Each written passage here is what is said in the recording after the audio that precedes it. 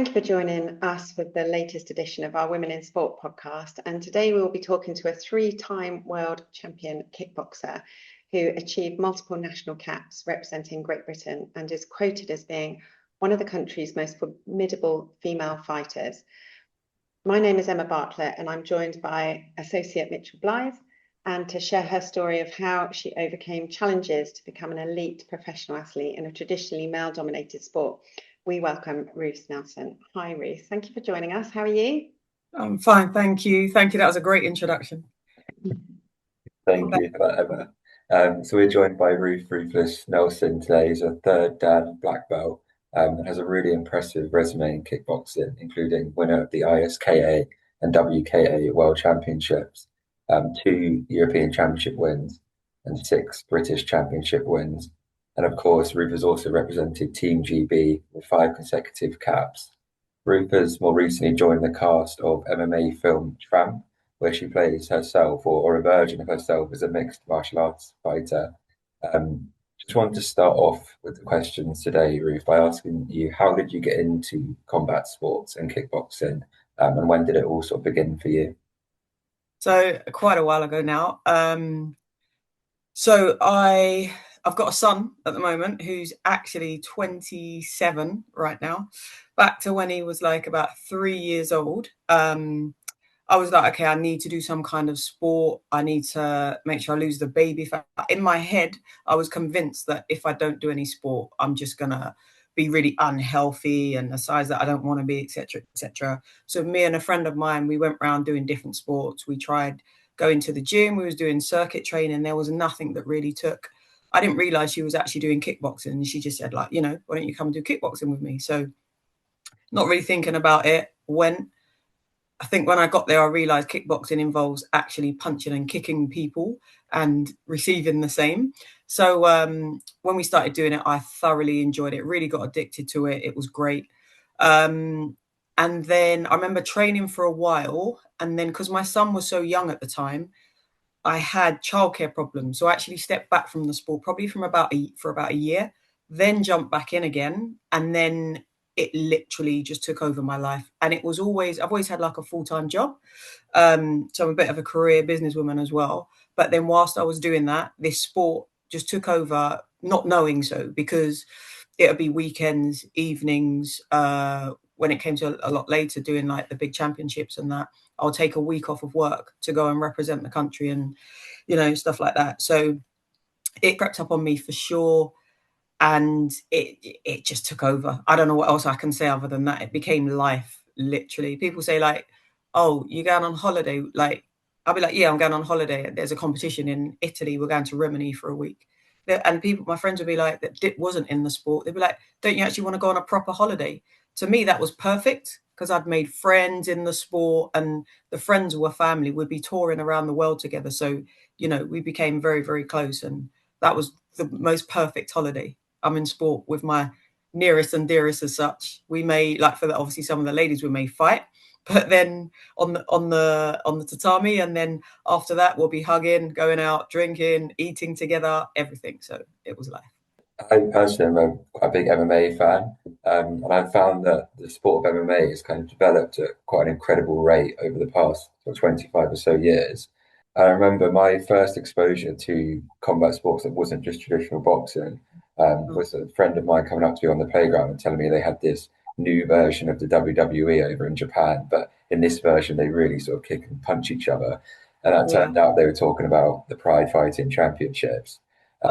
So obviously MMA has come along such a long way. It wasn't even legal in the US, obviously, until sort of 2000.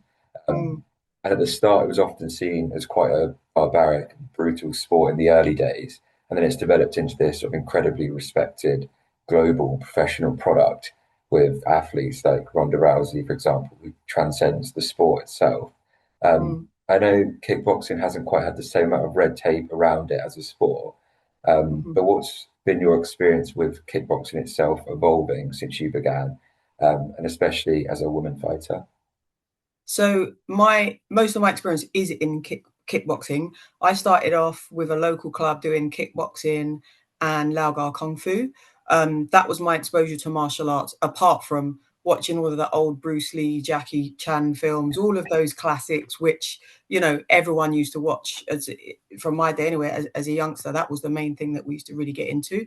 And then, like I say, when I actually started doing kickboxing that my friend actually recommended, it just wasn't, I didn't really think about it of what it actually was. And then I realized, especially when the Kung Fu side of it got, you know, introduced to us, there was, like, when I started, it wasn't as big as it is now. I was just focused purely on kickboxing. MMA didn't even come into my mind at all.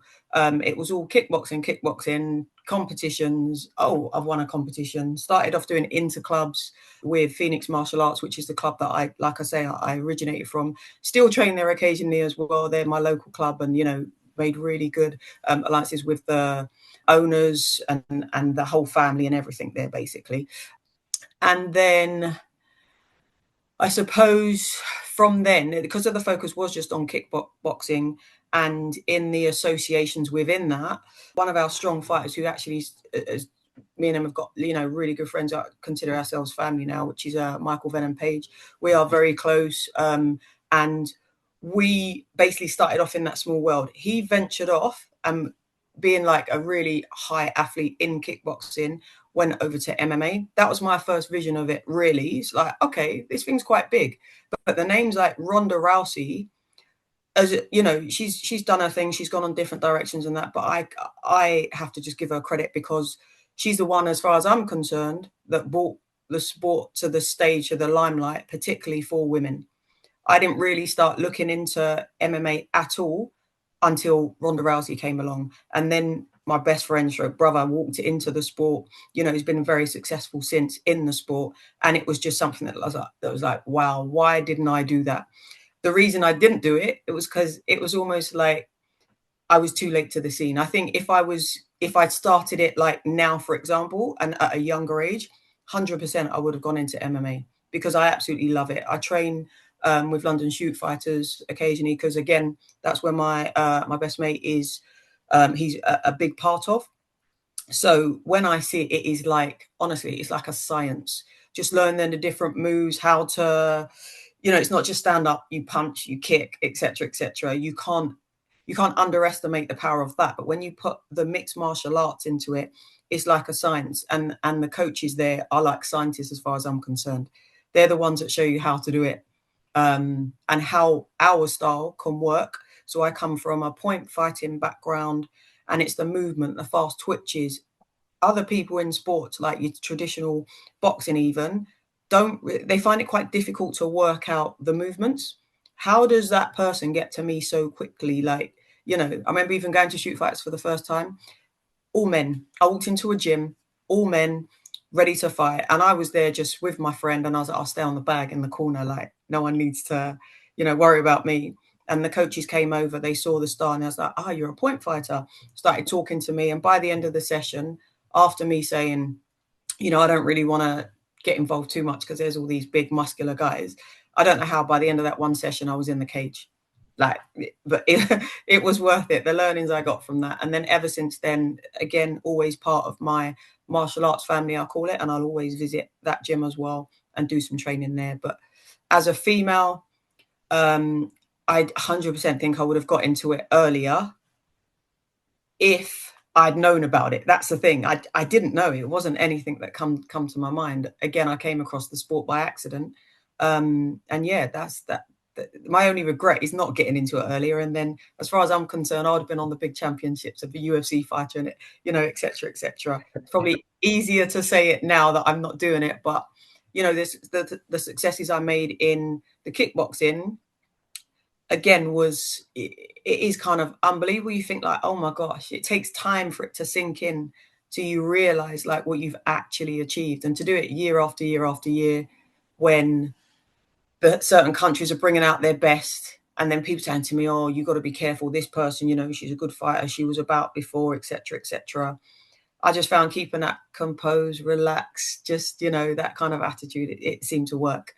And yeah, it's when you do something you enjoy as well, it makes sense. And for the sport to get stronger and stronger, the competition every year gets stronger and stronger. So I'm glad that I really did kind of make my mark on the points fighting side, because again, it brought out other strong fighters, because people wanted to take me off the top of the podium, and they were strong fighters they were bringing off. And I'm glad to say that along that time, they didn't take me off of that podium on the big stage. So very happy. Nice. And you mentioned there about how much you enjoy the sport. Is that your main motivation that has sort of carried throughout your journey, or is there any other sort of external motivations as well? How do you mean? Just generally in life? So motivation for you to pursue kickboxing to such a high level. Is that Oh, just from enjoyment, or is that from any other sort of external factors? it was enjoyment. I find the higher you get in the sport as well, like I remember being given the opportunity to rep in Team GB. So the vice president of the association I was fighting with at the time, which is Wacko, he spoke to me and he was like, look, we can give you an opportunity where you can basically rep Team GB. And I was so unsure. And I'm like, what, me? There was doubt in my head even at that point. Obviously, it must have been a worthy, investment that the organization were kind of wanting to invest in me. I just thought, okay, let's just give it a try. I remember speaking to one of my previous coaches, and to be fair, the feedback that I got from him was quite negative. He's like, we've tried it before, we've gone, we haven't done very well, etc., etc. But in that case, I just went through my own direction. I thought, you know what? What's the worst that can happen? And I'm so glad that I made that decision and went on with that, because from that, I've got that history behind me today, which is great. I've got the achievements, and like I say, I formed great relationships with like people that I actually call my family now, just from getting involved in the sport. Yeah. And so with the relationships that you have as well, with people in the sport, one of Mm-hmm. the recurring themes of our podcast is often role models and who people sort of look up to within their own sort of chosen sports. Do you Mm-hmm. have anyone that you would consider to be one of your role models, or multiple role models that have sort of helped you along the way? There's numerous ones in the sport, to be honest with you. One, I've got to say, my one of my best friends, who's borderline best friend, brother, nephew, uncle, everything in one, which is Michael, that is in the UFC at the moment. He's just done so well, and I think seeing him move on to bigger things as well has always motivated me to keep going. Because I remember when he first said to me, like, "Oh yeah, I'm going to go into MMA." I was like, "Why are you doing that for? That's crazy." Again, that little doubt, which I'm glad he wasn't listening to me in that sense, and he went off and pursued and carried on with what he's doing very great now. But he's always been that, just that role model, in the sense that we're very similar, we're from similar backgrounds, and it just goes to show that anyone can do it.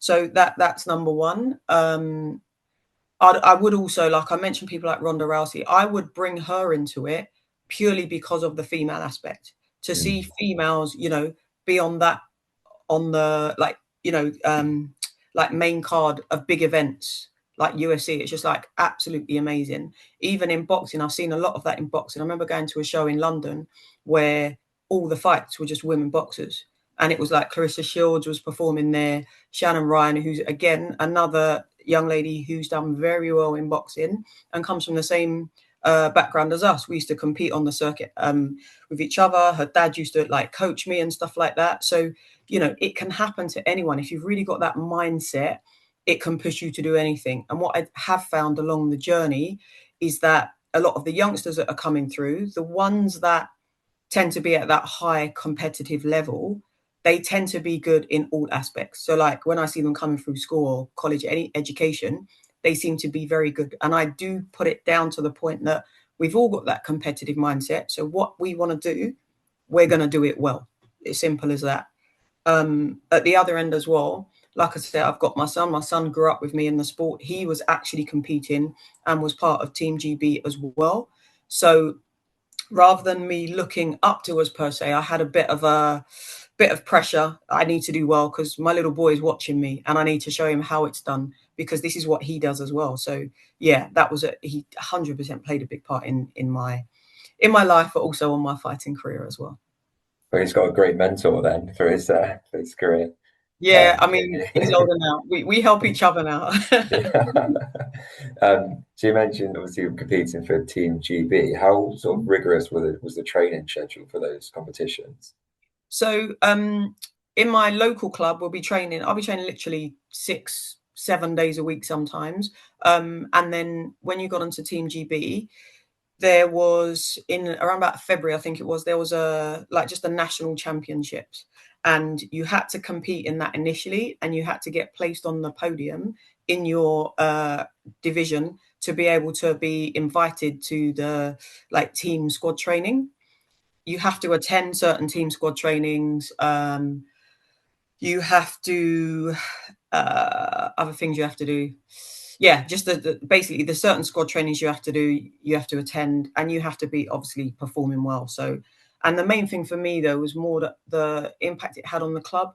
Because again, your local club is like your family. We spend a lot of time with them. So that was a thing for me, really. I was also teaching kickboxing at the time. So I had to be able to perform and teach at the same time. So even while I'm teaching, I'm training, but making sure my students are really getting the most out of it as well. So the training regime or the requirements for GB was pretty much that national championship. You're working the whole year towards that because you want a place, and then you make sure you keep your performance up at the training sessions. And there was one, for example, that would be like a weekend training session. I'm in the south of the country, and these are up north. And I remember we was training on one session. It was a weekend session. We got to run over Saturday and Sunday. We'd get to Saturday lunchtime. We're going into the canteen area to get your refreshments and that. Half of us could barely walk. It was that intensive. And that was only the first day by lunchtime. So then you still got to go through the next day and the next day. I remember starting off with an early morning run. We'll be we'll be jogging around the grounds, and all your coaches are there. You need to impress these coaches. That's what the aim is, because you want to do good. As long as you've got that mentality, that was it. And bearing in mind, everyone around you, all ages as well, you're all working with each other, but at the same time you want to be the best. You're competing. So yeah, it was intense. It could be as intense as you wanted it to be, but for me, I know that I needed to be on that number one spot going forward. So yeah, you just give it your all. And I'm sure everyone else's kind of attitude was the same. That's why we're all part of that strong team. And then, so despite obviously having this really rigorous training regime and obviously going on to compete at such a high level, I saw in one of your interviews you said you don't consider yourself to be a traditional professional athlete. Can you just expand on what you mean by that? I think when I look at some of the televised sports I see, even just compare a footballer, they're people that probably do the same amount of training that we was doing at the time. And the key thing is kind of like the status they get. So I was kind of, come think of it, I was probably thinking more like in the public eye, and also obviously the pay scale that they'll get. So this is a thing for particularly women in sport. I'm sure it still happens now, is that our pay grade was a lot less than what men would be paid in sport. So it's almost like they would deem to be kind of like on a bigger platform. I see someone as a professional athlete that would be working every single day. They don't have a job. They have to get on, and their job is their sport basically. Whereas me, I've had to do all of this whilst having a professional career. And I'm not just saying I'm just going to work. I'm not going to belittle anyone about what their job they do, but I'm just not doing a standard job. I'm a professionally qualified person. So I have to do good in my job. And in all honesty, in some companies I've worked for, they didn't even know what I did. But I'll just take a week off, or I'm training in the evenings, at the weekends, and just continue it like that. So I think it was, like I said, it was hard to take in the achievements that I'd made until probably later, when I see a lot more people trying to come out and kind of take me off of that number one spot. And then also just the support I've had, which has made it realistic, which has made it more, put it into reality. That's how I'd see how it just came to me, what what I've achieved basically. Like now I can say that, but if you asked me when I was on the podium for the first year, I'd be like, yeah, it's good. But I don't think it was real. It just didn't turn into reality. And I'd still look at a professional footballer or something like that that's on TV, that's famous, that's walking around and recognised. That's it. Our sport, from when I joined the sport, I was told, oh no, we'll be in the Olympics soon. This next year we'll be in the Olympics, we'll be in the Olympics.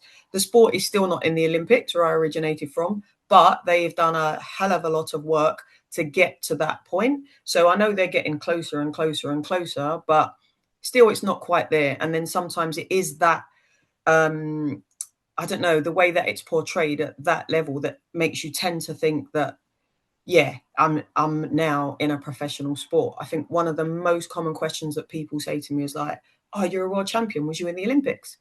No, our sport didn't cover in the Olympics. And then when it comes to women in sport as well, if it was, you know, how much of the women's categories would be televised? Maybe not as much, you know. So I think that's where that stems from. Mm.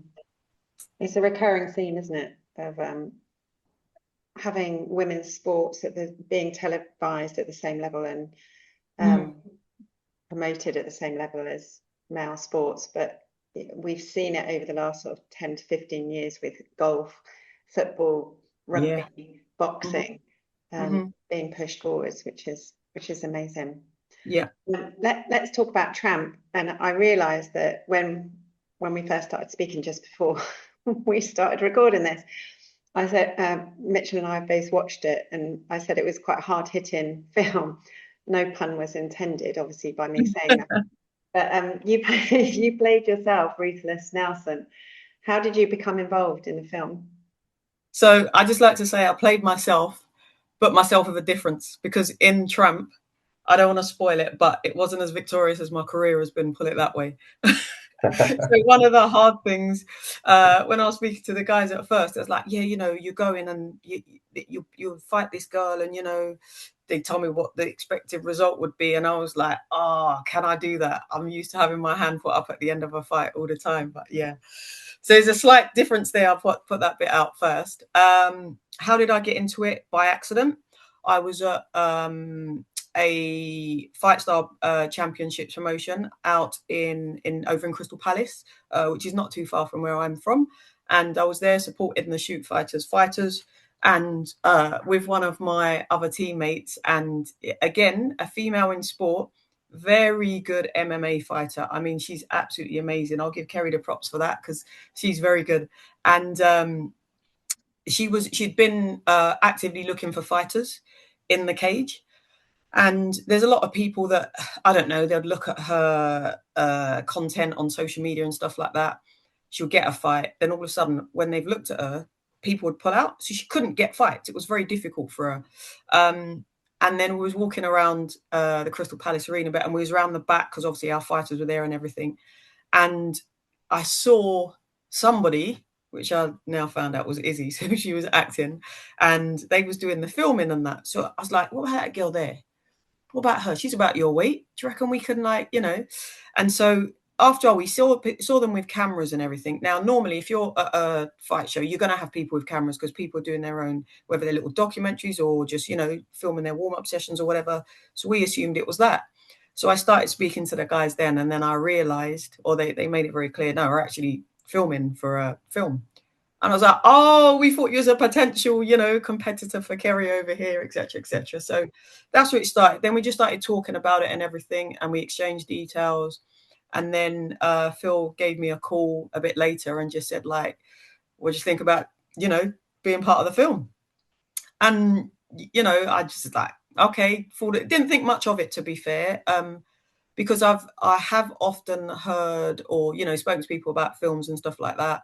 Hasn't always come to fruition. There's one that did, though, as another film, but I was in as a stunt double. But this particular one, you know, when he started talking to me about it and everything, I was like, this sounds just right up my street. So, yeah. And then the rest is history. How did you find actually filming the action sequences in the film? Because it looked really slick, but I just wondered how it was different, how it might be different, apart from the fact that it was a little bit more choreographed. Some of it. So again, my background is kickboxing, so not MMA. I've done, I'd say, a small amount in MMA, and always still learning. But that said, in some of the scenes, I had to remember that I was working with actors. So there was one scene that we filmed in the cage, and me and Izzy were doing a little scene and everything. And it was a throw, and I've picked her up and thrown her down. Probably a little bit too hard, so apologies. Yeah, and I had to remember that you're not actually fighting, because if I'm getting in the zone to train or to fight, I'm going to fight. And that's the problem. Getting that balance can be a bit tough. Some of the scenes we'd go through and there'll be no contact, but obviously the camera work makes it look, very good, very slick. But some of the scenes I would have to drop somebody or, stuff like that. If it's something like you're going to throw a punch at somebody, you can make it miss, the cameras will make it work. But things like throwing, I can't just hold her mid-air and elevate. So yeah, a bit different in that sense. But the good thing with martial arts is, as a martial artist, one thing you have got is control, which a lot of people don't understand unless you're in that sport. And luckily for me and for everyone else, control is something that I am good at. So yeah, it was good to be able to, do that as well. And with competitions, you've got that pressure of winning. You need to win. I didn't have that pressure of having to win, but I did have the pressure of trying to make sure that it did actually look good. So, and it was good to be involved in some of the choreography for some of the fighting as well. So that did help a lot. So yeah. Yeah, that was going to be my next question, is how involved were you with the choreographing for the fight sequences? And were you sort of involved as well with the training side of it for Isabella, or was that all done separately before the filming days? Not really the training. So Isabella had obviously she's the only non-fighter, but the training she'd done before was definitely adequate for the role that she played. And then Roxana, who played the other part, she's a boxer. She knows her stuff. She really does. So because we've got the difference in styles, though, we worked very well, because we'll be doing a scene so she could actually, give the right prompts for the boxing scene, but we're doing MMA. So I'm like, okay, so when we drop, do this, go into like your sprawl position or whatever, just going through different ways that we could work together but make it look very realistic. And again, the training that I'd picked up from being taught over at Shoot Fighters is one of the big things that has helped us there, with specifically with the MMA. A lot of the rest of it does come quite natural. It's MMA, mixed martial arts, so the combination of what we was pulling together was absolutely perfect as far as I can see. And then staying on the topic of the film, how did you find that the main character in the film, resonated with you as a woman formerly competing competitively in combat sports? Well, I first saw the whole film, on the preview when I was sitting with my friends and family in that cinema watching it as well. And we was all engaged in it quite a lot. And there were some scenes where we looked at each other like, did that just happen? What was that? But with regards to the main character herself, the obvious way I can connect with that is having a child during like the training and stuff like that. Obviously, this, without giving it too much around the story, like with her kind of being pregnant through that initial training part and stuff like that, that was different, because for me, I'd had my son. But the key thing is that dedication that you're going to give to the sport whilst having a child, whether it be carrying it or just, when the child's actually born, it's real. It is real. There was a scene in the film where she's training and the baby's in the little baby seat in the gym. That is real. And that is like, you've got to focus on your training, but your baby's crying over there. You still got to deal with that as well. But again, in that martial arts environment, which I think they did portray well in the film as well, you do have that family unit. I started talking to you about, how the martial arts family is a unit, and even with a child, they will help you. And I've never heard anyone that said, I took my child to the gym and they was just crying on their own and nobody would do anything. But as a mother, your number one thought is your child. So you've got to train, but you have to have that number one thought in your mind, because it's not always easy, particularly if you're going to give 6-7 days a week to training. It's not easy to ask someone else to look after the child. You have to take your child to the gym at some point anyway. So naturally, they're going to be involved in it. It's a common theme for sportswomen in balancing training or returning to training after having a child and competing with the demands of raising a child, the demands the sport puts on your body. And what challenges does the character in Tramp face that were similar to the challenges that you faced when you were raising your child? I'd say is the physical aspect as well. So you have to carry on training, whilst your body's going through changes. Number one, as a female, but number two, as a mother. And then also the way that people view you sometimes, because you have a child, or like again, without giving too much away on the film, but also like I say, the changes your body's going through. People will look at you. Sometimes they find it quite funny, but it's not. It's life. It's something we are forced to deal with. We don't have a choice. We have to continue with what we're doing. And if it's something we love and we want to continue doing it, then yeah, that's it. It's easy. It's probably easier to give up and, oh, okay, well, I can't do it. I'm sure a lot of people say they can't do it. But, the fact that in the film, the main character is like, she's determined to carry on doing what she's doing. So that's fine. And then again, I'm going to bring some of the other characters into it. The pressures that you'll have from your family. So in the case, the brother obviously, was very, very close. Sometimes scarily close their relationship was, but, very close. And then you have to think about, do you know what? I need to impress this guy or this family member to do with the fighting, but I've got other things going on with my body that I don't know what's going on. And you're having to explain to him, explain to yourself, because you've got to learn about yourself through this progress. So yeah, there's a lot of things that can resonate in that aspect. Have you seen, over the years that you've been training and competing, have you seen sort of physical changes in the club environment that you're in, which make it easier for children to be brought in whilst the mother is training, for example? Because we've seen it in rugby where they've changed the changing rooms, particularly so that it's child friendly. But yeah, sorry, I interrupted you. I haven't seen anything like that specifically, but it'll depend on the club where you're training at. So the local club that I come from, it's run by a family, and the sons of the couple that own the gym, should I say, or the club, or the school. They've got a number of schools in the association. So the couple that run the association, they're the Brooks, Stephen and Lisa Brooks. Elisa, again, a good friend of mine. I remember when I first went to the school, she was at the back kicking a bag, and the baby was in the car seat on the floor. But if you said to me, oh, which one of these people in here has just had a baby and that's the baby there, I would never have pointed her out. She's a very fit woman. I've got a lot of respect for her. She does her thing. Now, that was my first view of the club.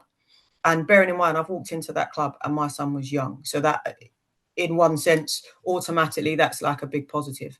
There's not a crash there or anything like that, but it's a family business. It's a family club. So we're used to that. The same baby that was in the car seat, him and his younger brother have just won multiple world championships at the same association that I did at a very high level. So again, it stems in the family. If you're given that, those boys were stuck in that gym, not stuck there. They went to the gym and they could have gone off and done their own perspective things, but they've carried on in that sport. If you're given that option where you're able to have your child, have your family, go through it at the same time, then it can work. I don't know of any gyms. I can't say any gyms that, they've got crash facilities or anything like that. I think if I was training, I wouldn't want my son to be in the crash at the back. I'd want him in the gym with me, like, picking up things and learning and stuff like that. So for me, that will work. Generally, even like I say, I'm a career person. So in the corporate world, there's a lot more that is being done for diversity and inclusion generally. Like for women, for, people of different color and stuff like that. There's a lot more being done in this day and age for sure. Still not perfect, but it's good to see things going in the right direction. Yeah. It sounds like you've had quite an inclusive experience. Yeah, pretty much. But there's things that I could go into where I was overlooked, or, I've missed out being a female, particularly being a black female as well. I could probably list off so many things in that, but that's the difference with sport. I do find it's been a lot more, I've experienced less in that.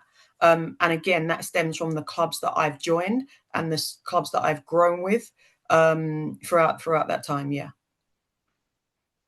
So one of the guests that we had on our podcast last year was Becky Gray, who's a BBC sports journalist, and we talked to her about her BBC Elite British Sportswomen study. I don't know if you've ever seen it, but she reports on key gender challenges for sportswomen. Mm-hmm. And one of the things that she picked up, and this was a theme in the movie in Tramp itself, was on trolling and social media, and how women have experienced that in a very negative way in sport. Has that been your experience, or have you seen people who've been your peers that have suffered from that?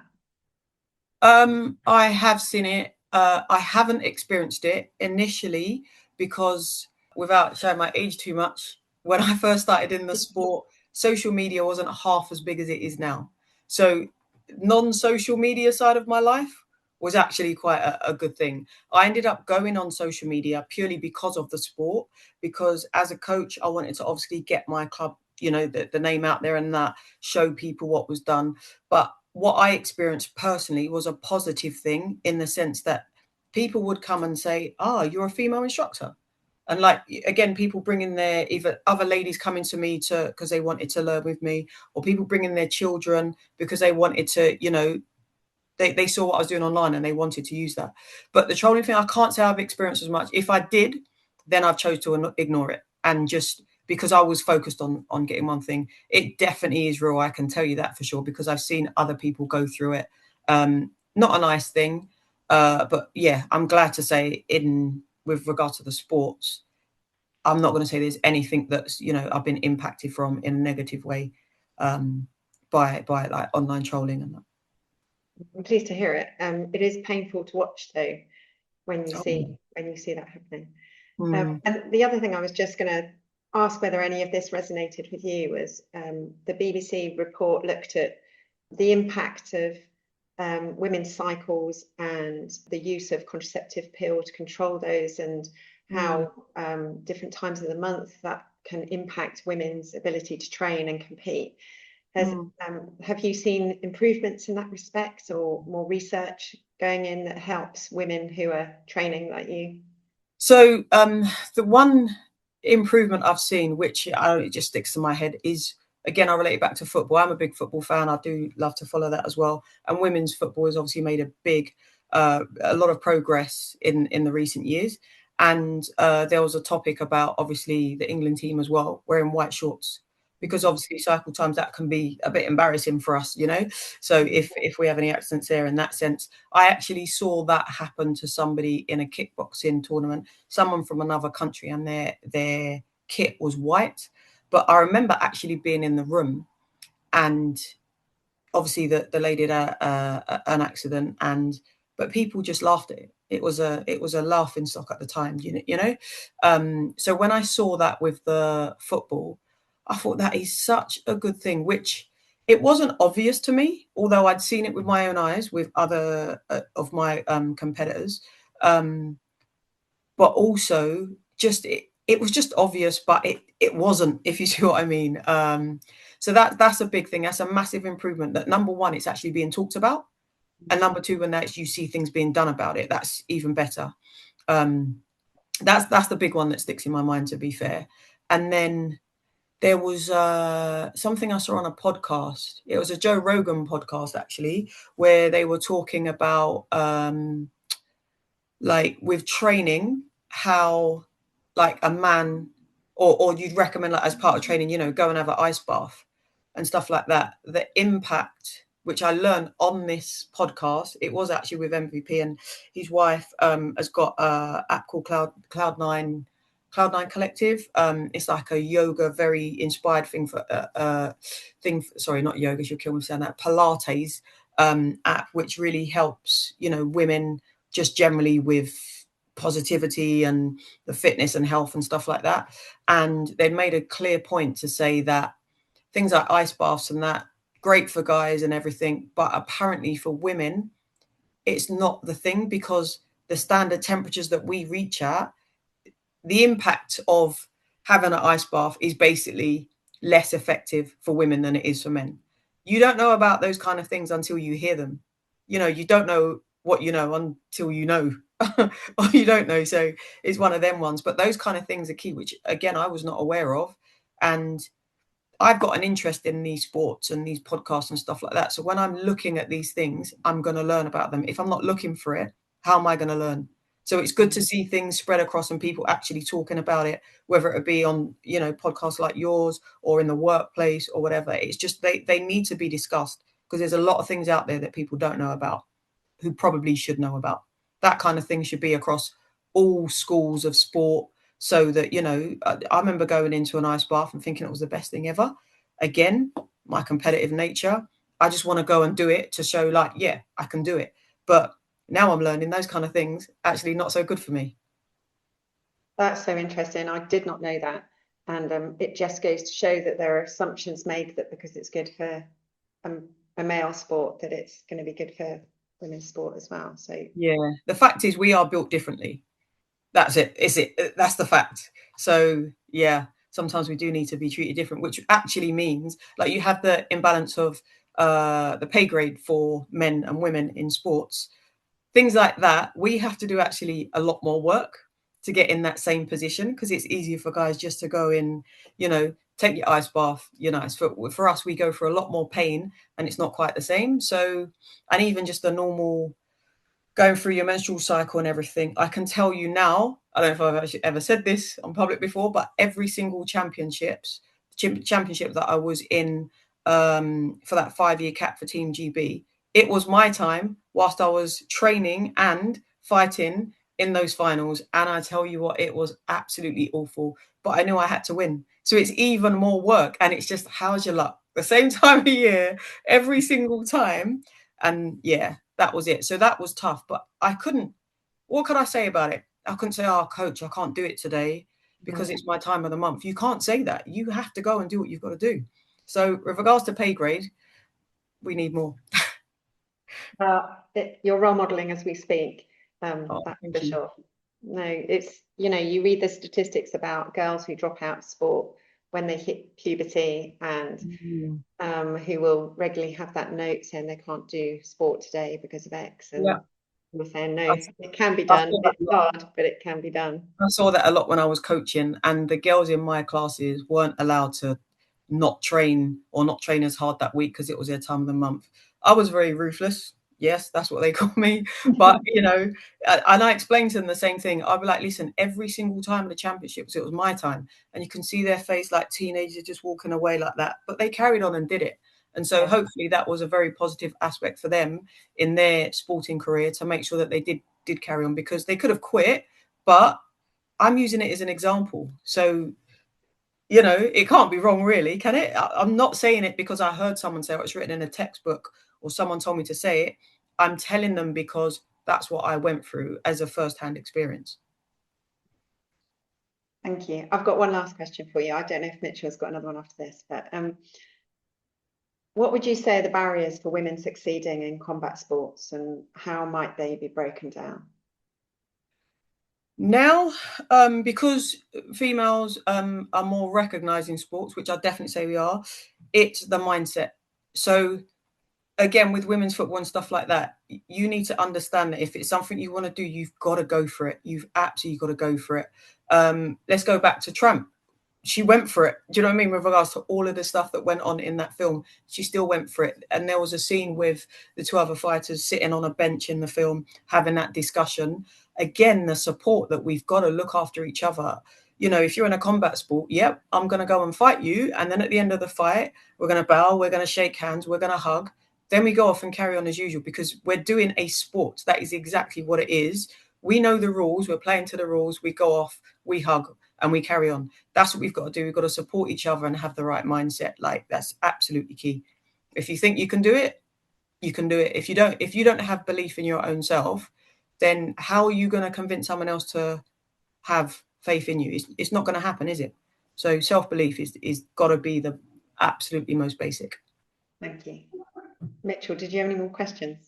No further questions. Just say that was really insightful and really great conversation. So thank you so much for coming on. No, thank you for having me. It's great. And yeah, you've got a new subscriber now. Oh, amazing. Thank you, Ruth. It's been such a pleasure, absolute pleasure to be talking with you and hearing your story. Thank you for sharing it. Oh, thank you. Thank you. Just hope the film just blows up and does what it needs to do now so other people can get that message. So, yeah. Oh, I'm sure it will. Great. It's brilliant. Thank you. Thanks so much. Mm-hmm. Thanks for listening. We hope you enjoyed the episode. For more episodes, podcasts, and many more resources, please check out our websites, www.cm-murray.com. Thanks.